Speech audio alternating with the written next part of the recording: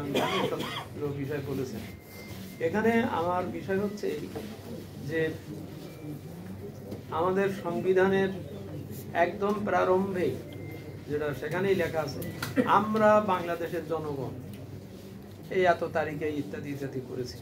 তার ৩-৪ লাইন পরে আছে আইনের শাসন, মৌলিক অধিকার, এইগুলো সব প্রতিষ্ঠা পাওয়ার জন্য আমরা ইত্যাদি করেছি। অর্থাৎ একদম প্রথম থেকেই যে কথাগুলো বলা আছে, বলা বাহুল্য গত 53 বছরে আমরা অনেক কিছুতেই উন্নতি করেছি, এটা বলবো না, মানে বলবো না যে কিছুই হয়নি তা না, কিন্তু আমাদের অগ্রসর হওয়াটা ওই বানরের, ওই তৈলাক্ত বানরের মানে বাস চড়ার মতন হয়েছে আর কি। আমরা কখনো একটু এগিয়েছি, আবার ধপাস করে নিচে পড়ে গেছি, আবার উঠেছি ইত্যাদি আমরা নানানভাবে দেখছি।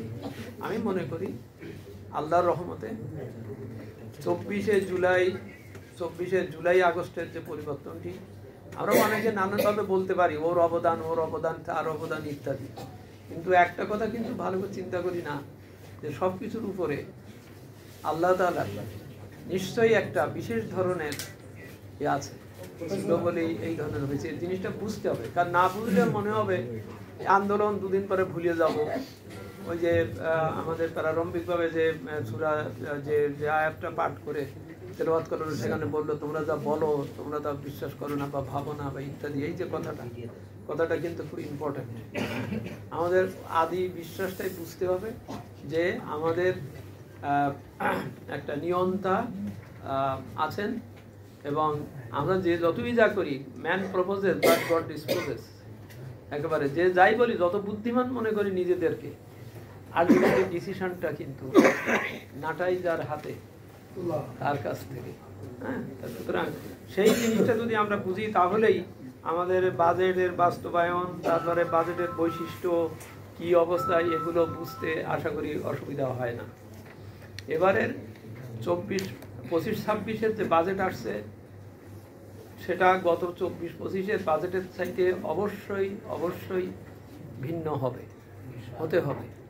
কারণ 24-25-এর বাজেট যখন বানানো হয়েছিল, সেটা ছিল একটি নির্বাচনের বছর। ক্লাসিক্যাল নিয়ম অনুযায়ী নির্বাচনের বছরে দুইটা বাজেট হয়। একটা হচ্ছে প্রথম 6 মাস যারা পুরানো থাকেন তারা বাস্তবায়ন করবেন, আর পরের 6 মাস মানে একটা ধারণা দিয়ে যান যে সরকার আসবে তারা ঠিক করবে। এই গতবারই, মানে এর আগে আমাদের যে কটা নির্বাচনের বছর ছিল, আমাদের প্রায় নির্বাচনগুলোই ওই বছরের অর্ধেক হয়। অন্যান্য সব বছরগুলো নির্বাচনের সময় তারা কিন্তু বলতেন যে আমি এটা করে যাচ্ছি, কিন্তু পরের সরকার বা ইত্যাদি করবে।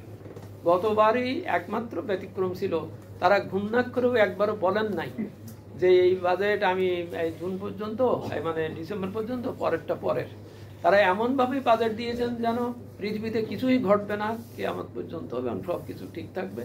এইভাবে বিরাট একটা ব্যয়ের বাজেট, বিরাট একটা তারা দিয়ে গেছেন আর কি। আর এখন 5ই আগস্টের পট পরিবর্তনের পরে সেই পুরনো বাজেট, সেই ব্যয়ের বাজেটটা ঠিক রেখে আমরা কিন্তু চলতেছি। ব্যয়ের বাজেটের কতটুকুই এসেছে যে ওই বড় বড় প্রকল্পের হয়তো খরচটা বা যেটা হচ্ছে সেইটা হয়তো থামানো আছে বা আছে, কিন্তু এটা বুঝতে হবে একটি অত্যন্ত ভঙ্গুর অর্থনীতির নিয়েই এই যে পরবর্তীকালের যে যাত্রা শুরু, সেটার থেকে কাটিয়ে ওঠা এবং সেইটার জন্য যে সংগ্রাম চলছে, এবং এটার প্রেক্ষাপট এবং ভিন্ন অন্যান্য আগের তুলনাগুলোর তাই চাইতে, যার জন্য এই ধরনের একটা পরিস্থিতি হচ্ছে। তো সুতরাং এই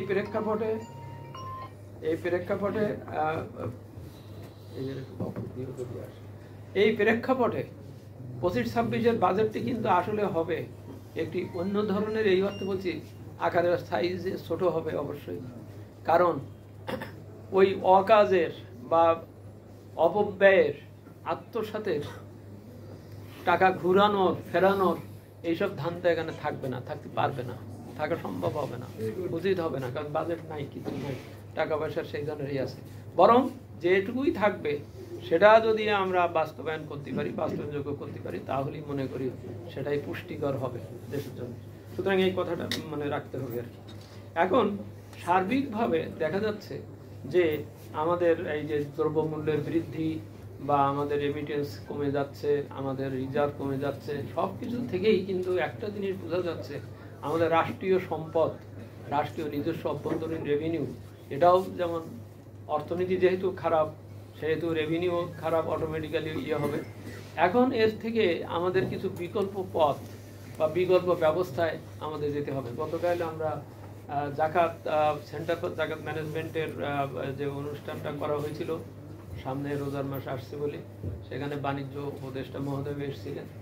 আমরা যেটা বলতে চাচ্ছি বা বলি সেটা হচ্ছে এই যে সরকার দ্রব্যমূল্যের যে কষাঘাত বা যে অবস্থা, ক্ষতিগ্রস্ত যারা হচ্ছে, আমাদের ছোট ছোট শিল্প কারখানা বা এগুলো যে ক্ষতিগ্রস্ত হচ্ছে, একজন খুব যথার্থই বলেছেন যে উৎপাদন যদি এখন থেমে যায় বা না থাকে, কর্মসংস্থান যদি না থাকে, তাহলে এই অর্থনীতি কিন্তু আমি যতই দোয়া দরুদ পড়ি হবে না, এটা দাঁড়াতে পারবে না, দাঁড়ানোর পরে।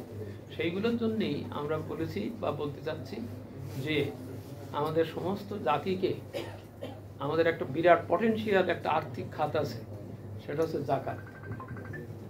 আমরা জাকাত দেওয়ার ব্যাপারে যদি সকলকে উদ্বুদ্ধ করতে পারি এবং সবাই যদি দায়িত্বশীলতার সাথে জাকাতের টাকা যদি দিতে পারি, তাহলে সেই টাকা দিয়ে গভর্নমেন্ট, জাকাত কাদের দেওয়া হয়, যে ওই দরিদ্র বা যে জাকাত প্রাপক তাকে তো দেওয়া হয়, ওই টাকাটা যদি আমি ঠিক মতন দিতে পারি, আমার সোশ্যাল সেফটি নেটের আর আলাদা করে বাজেট, আলাদা করে পয়সা লাগে না, বরং ওই সোশ্যাল সেফটি নেট করে ওদেরকে যদি আমি ঠেকাতে পারি দ্রব্যমূল্য বা আরও অন্যান্য সমস্যার থেকে, তাহলেই আমার এদিকে শিক্ষা এবং স্বাস্থ্যে বাজেটের জন্য আমার অত হাহাকার করতে হয় না।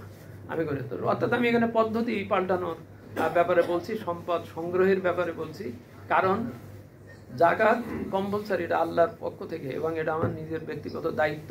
আই মাস্ট পে 2.5 টাকা আউট অফ 100 টাকা। আমি মালিক কিন্তু প্রকৃতপক্ষে 97.5 টাকা, 2.5 টাকার মালিক কিন্তু আমি না। এবং এই 2.5 টাকা না দিলে, এই 2.5 মিনিমাম তো বটেই, এই 2.5 টাকা না দিলে আমার এই 97.5 টাকা কিন্তু হালাল না, এটা কল্যাণকর হবে না। জাকাত শব্দের অর্থ কিন্তু বরকতময়, মানে বরকত হয়, একটা প্র্যাকটিক্যাল। আরেকটা হচ্ছে আপনার এই আয়ের ভিতরে যদি কোনো ত্রুটি বিচ্যুতি থাকে সেগুলো পরিষ্কার হয়ে যায়। হ্যাঁ, তো সেই জন্যে আমি জাকাতের কথাটাকে এই জন্যই বলছি যে আমার ভিতরে সেই পটেনশিয়ালিটি আছে, আমরা আসলে গঠনমূলকভাবে এটা করছি না, নিচ্ছি না, দিচ্ছি না, প্ল্যান করে দিচ্ছি না। আমরা বড় একটা কোম্পানিকে বলে দিতে পারি যে তোমার যে জাকাত আসে, ঠিক আছে, ময়মনসিংহ বিভাগের শিক্ষার বা গরিব বা ওদের এই বিষয়ে তুমি দায়িত্ব পালন করো। আমি যদি ওরে বলে দিই যে এইভাবে করো, তাহলে কিন্তু সরকারের ব্যয়ের বাজেটের অনেকটা জিনিস যাবে, চলে যাবে। এবং অপব্যয় অপচয়ের ব্যাপারটার সাথে অনেকগুলো ব্যাপার জড়িত। আমি গতকাল দেখলাম অফিসার্স ক্লাবের থেকে আশেপাশে বিরাট বিরাট ছবি দিয়ে হাব হাব হাব, মানে কি হজ অ্যাসোসিয়েশন অফ বাংলাদেশ, তাদের একটা কি নির্বাচন হবে সম্ভবত, তাদের অত বড় বড় বিলবোর্ড, সাইনবোর্ড প্রচারের দরকারটা কেন? তাদের কাজ হচ্ছে তো একটু পবিত্র জায়গায় মানুষ হজ করতে যায়, উমরা করতে যায়, তাদেরকে সেবা দেওয়া তাদের প্রফেশনাল দায়িত্ব।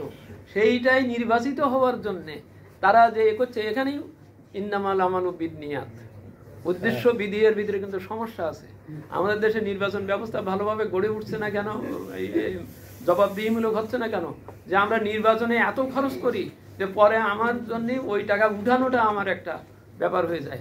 আমার সব প্রিয় সহকর্মী নাসির যেটা বললো শিক্ষার ব্যাপারে, আমি শিক্ষকদের 7 লাখ না 8 লাখ টাকা না দিলে তার নিয়োগ হচ্ছে না, তার বদলি হচ্ছে না। তো ওই 7-8 লাখ টাকা দিয়ে ওই শিক্ষক কি করবেন? কি নৈতিকতা আমার শিখাবেন আমার ছেলে মেয়েদেরকে?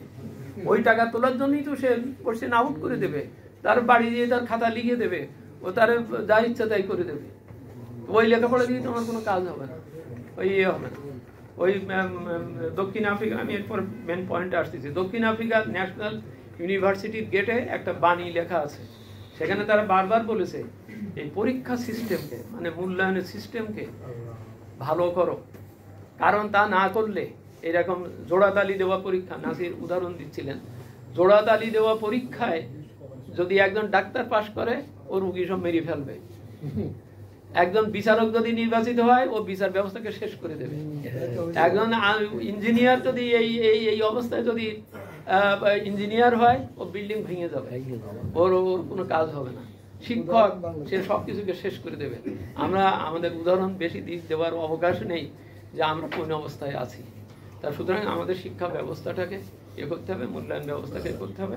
সেটা করলেই আমার মনে হয় আমাদের শর্টকাট কোনো পথ নেই। পথ হচ্ছে যথাযথভাবে প্রত্যেকের নীতি নৈতিকতার জ্ঞানবিহীন জ্ঞান অবস্থায় হলে যদি আমি করি তাহলে আমার এর ভিতরটায় আসবে। সেই জন্য আমি জাকাত অর্থনীতির দিকে জোর দিচ্ছি। রাষ্ট্রকে আমরা গতকালই বলেছি পরিষ্কার করে, সরকারের কিছু করতে হবে না।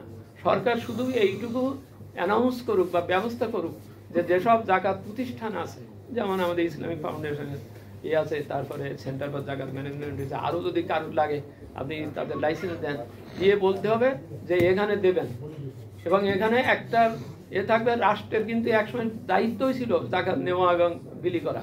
সেইটার দায়িত্বটা অন্তত এইটুকু করুন যে সকলকে বলতে হবে যে এটা আপনার জাকাত দিতে হবে, জাকাত দেন। এইটাকে উৎসাহিত করার জন্যে আমি রেয়াত দেব, ওই না, ওই যে কি বলে প্রত্যর্পণ না, রিবেট না, আমি রেয়াত দেব। অর্থাৎ আপনি পরিষ্কার আমার এসে দেখাবেন যে আমি এই ইসলামিক ব্যাংক ফাউন্ডেশনে অথবা এই সেন্টার ফর জাকাত ম্যানেজমেন্টে যারা রেজিস্টার্ড হতে হবে সেই প্রতিষ্ঠান, তার অডিট থাকতে হবে, তার তার তার থাকতে হবে, কারণ এটা খুব দায়িত্বপূর্ণ কাজ জাকাত নিয়ে তা খরচ করা। তো সুতরাং আমি এত জমা দিয়েছি, ঠিক আছে, আপনার এই টাকার উপরে আমি কোনো ট্যাক্স ক্যালকুলেট করবো না। অর্থাৎ ওই অ্যালাউবল এক্সপেন্ডিচার যারা বলে বা অথবা যেটা আমি রিয়াত বলি, এই নিশ্চয়তা শুধু দিলে নিশ্চয়ই একজন জাকাত পেয়ে আমার কিছু রিবেট দেন, আমার কিছু ফেরত দেন, এই কথা বললে তো মনে হয় জাকাতেরই নিয়ম ভুল হয়ে যাবে। যে মনে হবে যেন উনি কিছু ফেরত পাওয়ার জন্যে করছেন। আবার ওই ফেরত দেওয়ার জন্য আমার অফিসারও ক্যালকুলেট করতে যাবে যে সেখানে মোলামলি শুরু হয়ে যাবে। এখানে কিন্তু নিয়মের একবারে পুরোপুরি হবে। আমার নিয়মকে আমি এই সার্বিকভাবে বলছি, আমাদের যে রেভিনিউ, আমাদের যে রিফর্ম কমিশন, আমরা কিন্তু প্রথম লাইনে এটাই লিখে দিচ্ছি, make it simple, make it understandable, make it implementable, otherwise কিচ্ছু হবে না। কারণ তো সুতরাং আমি সহজ করে দিয়ে আমি এইটাকে যদি এই দিকে করতে পারি তাহলে আমাদের রেভিনিউ বাজেটে খরচের যে ব্যাপারটা সেখানে, এবং সেখানে আমরা জবাবদিহিতে এগুলি করতে হবে। আমি সেই জন্য তিনটে জিনিস আমি বিশেষ করে সবার কাছ থেকে নোট করে যেটা বুঝেছি সেটা হচ্ছে আমাদের কাস্টমার আর বিজনেসম্যানের মধ্যে অ্যালাইনমেন্ট হতে হবে। আমরা যখন ভ্যাটের দাম বাড়াচ্ছি শুধু বিজনেসম্যানরা এসে বলেন হ্যাঁ ওই ভ্যাটের ওইটা কমান ইত্যাদি, ওই যে বড় যে কনজিউমার তার যে কি সমস্যা হচ্ছে তার কথা বলা হচ্ছে না বা শোনা হচ্ছে না, বা সেও দায়িত্ব পালন করছে না। আমরা ওই যেসব দোকানে দিয়েছি, ইএফডি মেশিন দিয়েছি, সেই ডিভাইস দিয়েছি, অনেকে রিসিপ্টটা নেন না। রিসিপ্টটা নিলে কিন্তু মেশিন থেকে বেরুলে রিসিপ্টটা নিলে কিন্তু টাকাটা আমার সরাসরি সরকারি কোষাগারে চলে যায়। আর আপনি যে রিসিপ্টটা না নেন, উনি যদি শুধু এমনি লিখে দেন আপনাকে, তাহলে তো হবে না। হ্যাঁ, তা সুতরাং ওই দুই পক্ষের মধ্যে একটা অ্যালাইনমেন্ট থাকতে হবে যে আমি তোমারই করি। আপনি ওদিকে ওনার কাছ থেকে ভ্যাট ঠিকই নেবেন আর এদিকে ম্যাক্সিমাম লোক ওটা জমা দেবেন না, এটা তো বলতে অসুবিধার কিছু নাই। যে আমার বোধহয় কত 5 লাখ কত বোধহয় দোকানদার রেজিস্টার্ড দোকানদার আছে, মাত্র 3.5 লাখ না কত যেন ওই টাকা জমা দেয়, অধিকাংশ দেন না। ওই যে অনেকে দেন না বা দিতে পারেন না বলেই ওই শর্টফলটার জন্যেই আমার ওই যে যারা রেগুলার দেয় তাদের উপরই আমার নতুন নতুন আইন চাপ করতে হবে। সুতরাং কাস্টমার আর বিজনেসম্যানদের অ্যালাইনমেন্ট লাগবে। আর একটা হচ্ছে ট্যাক্স কালেক্টর আর ট্যাক্স পেয়ারের সাথে অ্যালাইনমেন্ট লাগবে। ট্যাক্স পেয়ার, ট্যাক্স আমি নেব, ইউ আর এ সম্মানিত করদাতা, আপনার সাথে আমার সম্পর্কটা সেইভাবে হবে। আমি কেন আপনার একটার পর একটা বড় বড় নোটিশ দিয়ে আমি কত কয়েকদিন আগে আমি একজন দেখছি, সে লোকের পর হয় কিন্তু 2.5 কোটি টাকা, কথার কথা।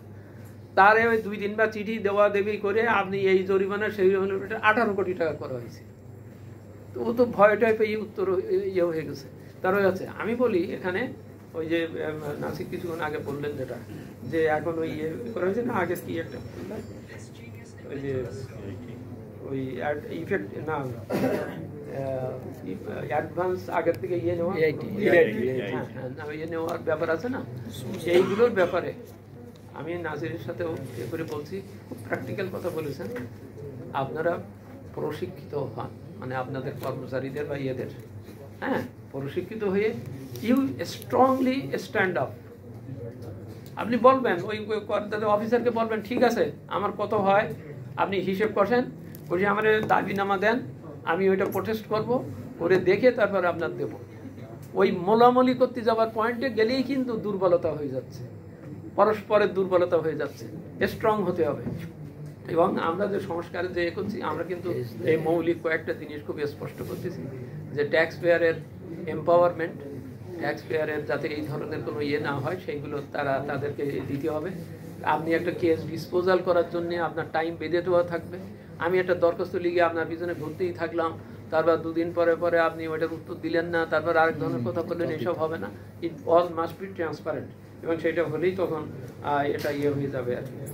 আর এআইটির ব্যাপারে যুক্তিটাও ঠিকই বলেছে, কিন্তু অ্যাট দ্য সেম টাইম এটাও বুঝতে হবে আমি এআইটি যেটা দিয়েছি, আমরা এটা খুবই পরীক্ষা করে বলে দিচ্ছি, আমার এআইটি হয়তো 100 কোটি টাকার থেকে আমি এআইটি 1 কোটি টাকা দিয়েছি। হ্যাঁ, ওই যে পার্সেন্টেজে যা আসে 10% তো না, 2% যাও যেটা দিয়েছি, পরে যখন আমার ক্যালকুলেট করে দেখা যাবে যে আমার ট্যাক্স ওইটাই হয় না, তো তাই তো আমার ওই টাকাটা ফেরত পাওয়ার কথা। এই ফেরতের বিষয়টা আমাদের কেন সিস্টেমের ভিতরে এখনো এস্টাবলিশড হয়নি, হয়নি, এইটার ব্যাপারে আমরা বিশেষভাবে জোর দিয়েছি। কারণ তাহলে আমার এআইটি দিতে অসুবিধে নেই, কারণ আমি উৎপাদন পর্যায়ে এটা দিতে যেই যদি আমার খরচ ওখানেই বেড়ে যায়, আমার পুঁজি শর্ট হয়ে যায়, আমি ইভেন পরে যে ট্যাক্সটা পে করবো সেটার টাকাও যদি আমার না থাকে, তাহলে তখন আমি কি করব? এটা সেজন্য দুজনের ভিতরে এটার থাকার ব্যাপারটা হবে। আর এখানে আমরা যেটা স্টাডি করে আমরা যেটা দেখেছি, দুটো জিনিস আমাদের খুব ইম্পর্টেন্ট করতে হয়েছে, আমরা সাজেশন দিয়েছি বা দিচ্ছি। একটা হচ্ছে ওই যে বলেছেন ওই কর রাজস্ব বিভাগ আর কর নীতি বিভাগ, মানে নীতি বিভাগ দুটো আসলে আলাদা হতে হবে। এবং দুজনেই প্রাজ্ঞ, তারা যে সার্ভিসে তারা যে আছেন তাদের দিকে লক্ষ্য রাখতে হবে। অবশ্যই অভিজ্ঞতা অর্জন করেছেন তারা, ওই যে বললো বহুদিন যাবত একটা অফিসার ওখানে থেকে দিতে অভিজ্ঞতা দিতে, তার অভিজ্ঞতাটাকে সম্মান করতে হবে, ইয়ে করতে হবে। তা সুতরাং সেইটা করে দুটোকে আলাদা করলে এটা আমি মনে করি অ্যাবাউট 24% অফ প্রবলেম ইয়ে হয়ে যাবে।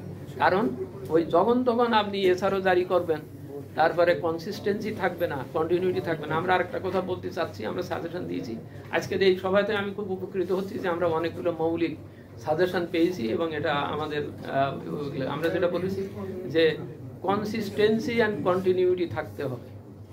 আপনি যদি একটা নতুন ট্যারিফ দেন, মিনিমাম 5 বছর এটা বলবৎ থাকবে, তাহলে যিনি বিনিয়োগ করেন তিনি একটা সিদ্ধান্ত নিতে পারবেন যে আমার ওরা, অর্থাৎ প্রত্যেক বছর যদি দেখে যেটা চেঞ্জ হয়ে যাচ্ছে, তাহলে তো উনি বিনিয়োগে স্বচ্ছন্দ বোধ করবেন না। এবং সবসময় লক্ষ্য রাখতে হবে ওই যে আমার নিজস্ব দেশীয় শিল্প, দেশীয় ব্যবস্থা, এগুলো যাতে গড়ে ওঠে সেইভাবেই আমার দৃষ্টিভঙ্গি থাকবে। আমি বিদেশি ইনভেস্টরকে ওই কটা ডলার পাবো বলে মানে আমি তাকে ডাকলাম, কিন্তু ডেকে তো আমি আমার দেশের আমি সিমেন্ট সেক্টর কথা বলতে পারি। আমি নিজে ব্যক্তিগতভাবে আমি বিনিয়োগ বোর্ডে থাকার সময় আমি দেখেছি যে হোলসিম একটা কোম্পানি আমার যমুনা সেতুতে সে দিচ্ছিল, সাপ্লাই দিচ্ছিল, কেউ এসে বললো ওনারে যদি আপনি এখানে 200 বেশি না 200 টন করার মতন একটা ক্ষমতার একটা ইয়ে দেন, তাহলে ওর ওখান থেকে খেলিয়ে নিয়ে করবে, এবং তাতে আপনার যমুনা সেতুতে ওর খুব সহজে সাপ্লাই দিতে হবে। এই কথা বলে সে আমার নারায়ণগঞ্জের ওখানে, হ্যাঁ, ওই যে মেঘনার পাড়ে 33 একর জমি, মাত্র 17 লাখ, আমি টাকা পয়সার কথাটা এই ফিগারটা তো বলতে পারছি না, আমাকে দিয়ে দিতে হলো 99 বছরের লিজ দিয়ে। আচ্ছা, নিয়ে এসে কি করলো, সে এসেই আমি দেখলাম ওখানে আমার আশেপাশে যত ছোট ছোট আমার নিজস্ব যে ইয়ে ছিল সিমেন্ট গার্ড, সেগুলো সব খেয়ে ফেলে সে আস্তে আস্তে দেখা গেল আমরা না বলে, আমি বিনিয়োগ বোর্ডে আমরা লাইসেন্স দিয়েছি, আমরা না বলে সে অফশোরে বাইরে সে বিক্রি করলো হোলসিমের কাছে। হুন্দাই আগে ছিল, হুন্দাই হোলসিমের কাছে বিক্রি করলো। আমি বললাম, আমরা বললাম খুব সিরিয়াসলি মোকাম্মেল হোসেন এবং আমরা বললাম, ও যদি আমার দেশে এসে রেজিস্ট্রেশনটা করতো তাহলে আমি কিছু ডিউটি পাইতাম, তারপর আমার কোনো পয়সা করি না। আপনি যে টাকায় বিক্রি করলেন, ও ডলারে ইন্টারন্যাশনাল রেটে বিক্রি করছে আপনার জমি। হ্যাঁ, আমার জমি কোম্পানিকে দিয়ে দিছি আর কি। আমাদের একজন মরহুম আর কি আইনজ্ঞ আমাদেরকে ফোন করে বললেন, আপনারা যদি এইরকম প্রশ্ন করতে থাকেন তাহলে দেশে ফরেন কারেন্সি, ফরেন কি এফডিআই আসবে কি? আমি বললাম ওই এফডিআই আমার দরকার নাই, যে এসে আমার ছোট ছোট মাছগুলো খেয়ে ফেলাচ্ছে, তারপরে সে ওখানে বসে বসে লেনদেন করতেছে আমার জমি।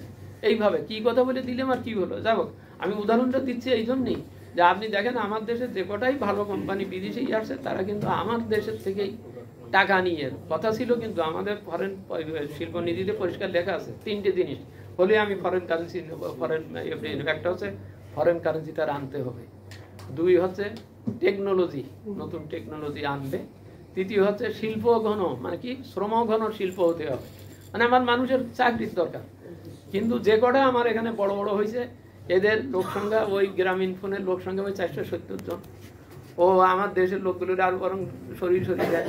ঠিক একই অবস্থা আপনার এই তথাকথিত সিগারেট, তারপরে আরও কিছু কিছুতে আপনার দেখেন আমার কিন্তু কোনো শ্রমঘন শিল্প কিন্তু বিদেশি এর থেকে হয়নি। আর টাকাও সে আনে নাই, আমার এখান থেকে সিন্ডিকেট করে আমার ব্যাংকের থেকে লোন নিয়ে ওইটা দিয়ে সে পূরণ করে করে গেছে। আমি জাস্ট ওইভাবে বললাম যে আমাদের দৃষ্টিভঙ্গিটা থাকতে হবে যে আমার দেশীয় শিল্প, দেশীয় এগুলোকে রাখা, সেইগুলোর জন্য আমরা কাছে এটা গেল ওই সেপারেশন অফ কালেকশনের বিষয়টা। আরেকটা হচ্ছে মেন হচ্ছে অটোমেশন। অটোমেশনটাও আমরা খুব স্টাডি করেছি পরিষ্কার করি। আমার দেশের লোক আছে, আমার অফিসাররা আছে, they know everything, let it be done by them. আমার দেশীয় কোম্পানি, দেশীয়, কারণ আমি ওই বিদেশি লোন নিয়ে বিদেশি ভেন্ডর দিয়ে তার কাছে করতে দিয়ে 2 দিন পরে সে আমার ফ্যাক্স ফিগার টিকার সব নিয়ে চলে গেল। ওই যে ভিয়েতনাম গেছে, তারপরে আরো কোন কোন জায়গায় ওরা নিয়ে গেছে, আর আমি এটা করতেই পারতেছি না। ও করতেছে ওর ব্যবসা, এক কোম্পানির পরে আর এক কোম্পানির আনে, এক সফটওয়্যারের পরে আর এক সফটওয়্যার আনে, আর একটা করে প্রকল্প করে। আর আমাদের এখানে যারা এ করে অফিসাররা, ওই ঠিক আছে আমি প্রকল্পে আছি, ভালো আছি, 2 দিন পরে উনি চলে যায়, সব কিছু নিয়ে চলে যায়। আমার এখানে কিন্তু কিছু আমরা এইটাই অটোমেশনের ব্যাপারে পরিষ্কার বলেছি, পুরোটা স্টাডি করি যে আমাদের প্রত্যেকের সাথে ইন্টারফেসিং থাকতে হবে, সিস্টেম করতে হবে। আমি বললাম আমি নিজে এমবিআর অটোমেটেড হলে তো হবে না, আমার আপনার ব্যবসায়ীর সাথে আমার লিঙ্ক থাকতে হবে, আপনার লোকেরও আমার সাথে সিস্টেমের ভিতরে ঢুকতে হবে, আমার কাস্টমসের সাথে ট্যাক্সের সাথে ভ্যাট উইংয়ের আমাদের থাকতে হবে। আমরা সেইভাবে একটা কম্প্রিহেন্সিভ একটা হলিস্টিক নিয়ে আমরা করার ব্যবস্থা করছি এবং বলছি যে এটা যা কিছু করেন আমাদের অফিসাররা, আমাদের দেশের ভেন্ডররা তারা করবে, এটার সাথে যুক্ত থাকবে। তাহলে হবে কি, কোনো সময় সমস্যা হলে আমি তার সমস্যা ডেকে ঠিক করে নিতে পারবো। আর এখন ওই বাইরের একজনের দিলে সে আমার চাইলগুলো সব নিয়ে চলে গেল, তারপর তারে ডাকতে গেলে আমার আবার উল্টো পয়সা দিতে হবে বেশি। আমার এটা করার দরকার নেই, আমি আমার হোম গ্রাউন্ড সিস্টেমে আমরা এটা করবো আর কি। তো যাই হোক, আমার মনে হয় মোটামুটি অনেকগুলো জিনিস আমরা করেছি। আমি প্রথমেই খুব উপকৃত হয়েছি, আমি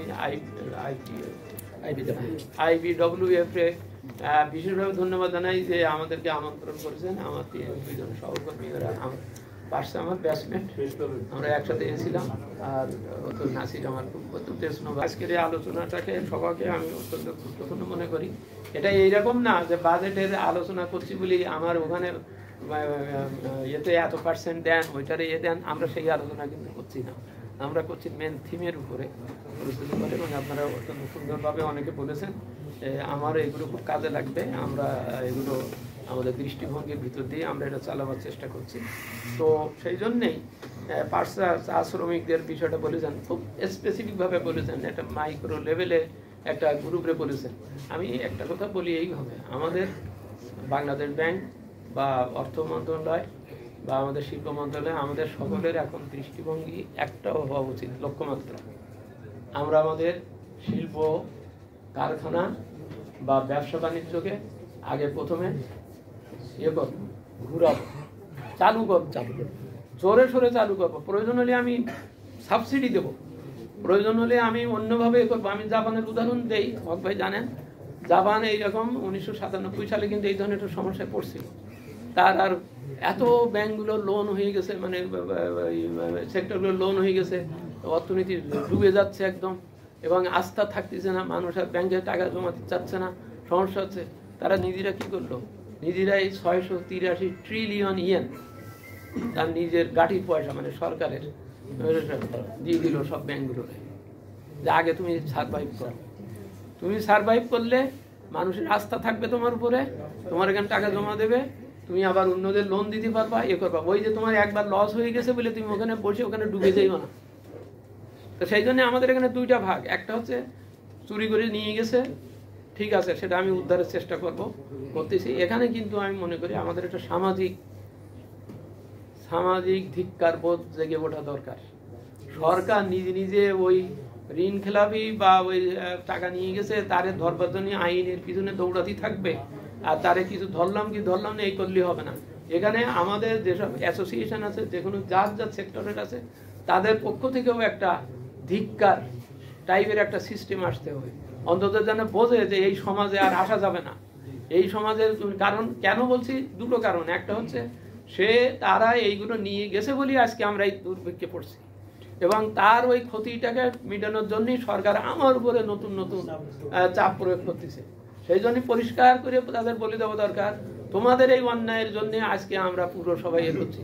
এটা শুধু এমনি এমনি না, এটা প্রচন্ডভাবে বলতে হবে, এবং বলার সেই দৃষ্টিভঙ্গি না তৈরি হলে পর একা একা সরকারের পক্ষে, কারণ সরকার তো এটা অন্তর্বর্তীকালীন সরকার বা যে সরকারই আসুক, এমনকি পরের আরেকটা সরকার সে যদি ওর সাথে লিঙ্ক করে ফেলে, সে যদি ওর সাথে তোমরা তো চাচাতো ভাই ইত্যাদি এরকম করে ফেলে, তখন তো আর কোনো বিচার হবে না, কোনো কথা বোঝা যাবে না। সুতরাং জনগণকেই আমাদের এই বৈষম্য বিরোধী আন্দোলনের থেকে এই দৃষ্টিভঙ্গিটা বেরিয়ে আসছে যে আমরা জনগণ, আমরা ঐক্যবদ্ধভাবে আমরা এটা প্রোটেস্ট করছি এবং এটা আমরা চাই। সুতরাং সেইটার দৃষ্টির থেকেই হায়দার ভাই যেটা বলেছেন, কথাগুলো আসলে অত্যন্ত সুন্দর, যে ওই নতুন বা যা কিছু করি, যা কিছু করা হোক, মানসম্মত শিক্ষা, দক্ষ জনবল তৈরি করা, ব্যাংকিং পলিসিকে একটা সিস্টেমের ভিতরে আনা, এটা করা। এর জন্যই আমাদের সকলের ঐকান্তিক ইচ্ছা এবং ঐক্যবদ্ধতা। আমি আবার বলছি, আপনি লক্ষ্য করবেন অনেক বিষয়ে এখনই এই মাত্র 5-6 মাসের মধ্যেই মনে হচ্ছে যেন এক একজন এক একভাবে মনে মনে দুঃখ পাচ্ছেন বা বেদনার পরিস্থিতি সৃষ্টি হচ্ছে। কোনো দরকার নেই। It is we are together, এবং আমাদের সকলের চিন্তা ভাবনার ভিতরে এই ঐক্যবদ্ধ চিন্তাটা থাকতে হবে, তাহলে ইনশাল্লাহ আমরা একটা ভালো পথ পাবো। আমি রেভিনিউ কমিটির আমরা যে সদস্যরা আছি, আমরা আপনাদের কাছে বেশ কৃতজ্ঞ, এবং আমরা আপনাদের এই চিন্তা ভাবনাগুলো রিফ্লেকশন করার জন্য চেষ্টা করবো। আপনারাও দোয়া করবেন সকলকে। আমি বুঝছি, এবার বুঝছি সেটা আমরা আমাদেরকে যে 5টা টিওআর দিয়ে আমাদেরকে এই কমিটি গঠন করে দেওয়া হয়েছে। এখানে হাতেম ভাই চলে গেছেন, উনি বলছেন এখানে কোনো প্রাইভেট সেক্টরের লোক রাখা হয়েছে কমিটিতে। হ্যাঁ, এটা এই জন্যই করা হয়েছে যে আমাদের যারা 5 জন, আমরা 2 জন চেয়ারম্যান, সাবেক চেয়ারম্যান এবং 3 জন সাবেক সদস্য, আমরা পুরো বিষয়টাকে রেভিনিউ খাত এবং এর সাথে অর্থনীতির অন্যান্য দিককে একত্রে আমরা স্টাডি করে আমরা ওইভাবে ঠিক করেছি। এক হচ্ছে ওই প্রশাসন থেকে নীতি, এটাকে আলাদা করা, এটা রিপোর্ট আমরা অলরেডি পেয়েছি। আমরা মনে করি এতে প্রায় 20% অফ আওয়ার প্রবলেম অনেকটা হয়ে যাবে। এখানে যেসব বিভিন্ন ধরনের দাবি দেওয়া হচ্ছে এগুলো অনেকটা কমে যাবে। 2 হচ্ছে আমরা অটোমেশনের উপরে কম্প্রিহেন্সিভ এবং একটা দায়িত্বশীল বা জবাবদিহিমূলক একটা ব্যবস্থা। 1 বছরে হবে না অটোমেশন, 2-3 বছর লাগবে, কিন্তু খুব স্ট্রিক্ট রোড ম্যাপ দিয়ে আমরা এগুলো বলতে চাচ্ছি।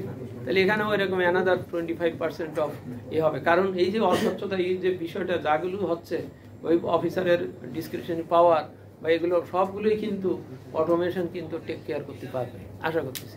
এই আর এরপরে আমরা তৃতীয় যেটা করতেছি, ওই যে 3 শ্রীমান আইন আর কি, আয়কর আইন 2023, কাস্টমস আইন 2023 এবং ভ্যাট আইন 2012 ওরফে 2019, এইটাকে একেবারে প্যারা বাই প্যারা পরীক্ষা করে কোথায় কোথায় কি কি চেঞ্জ করতে হবে, কি সুপারিশ করতে হবে, আমরা সেটা করতেছি।